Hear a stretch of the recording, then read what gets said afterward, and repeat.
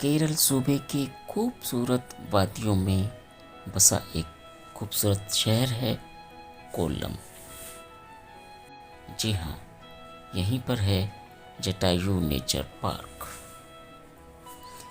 Jatayu nature park Kollam जिले के चंदयामंगलम गांव में स्थित है, जो लगभग 65 एकड़ में फैला हुआ है। यहाँ से ऊबड़ खाबड़ पहाड़ों के मनोरम दृश्य देखे जा सकते हैं।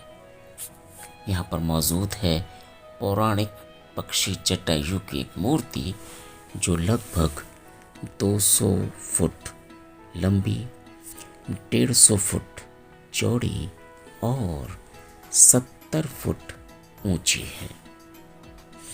ये भारत में सबसे बड़ी मूर्तियों में से एक मानी जाती है।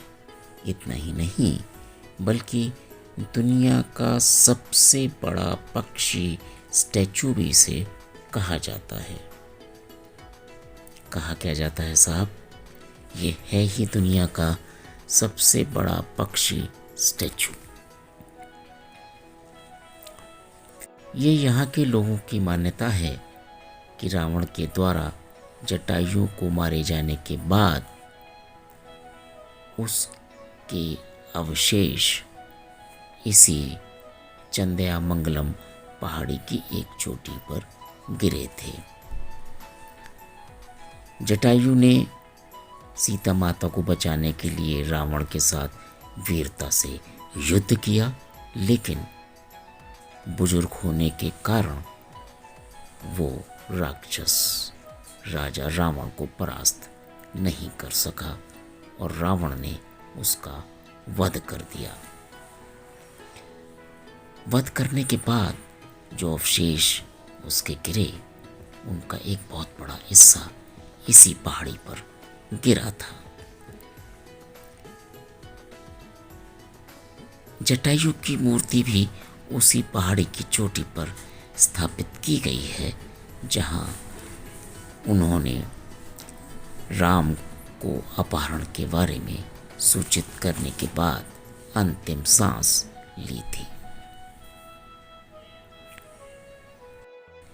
जटायु पक्षी की मूर्ति बनाने वाले ने इसे ऑडियो विजुअल के आधार पर गढ़ा है। ये देखने में बहुत खूबसूरत है। ऐसा लगता है जैसे अभी जटायु बोल उठेगा।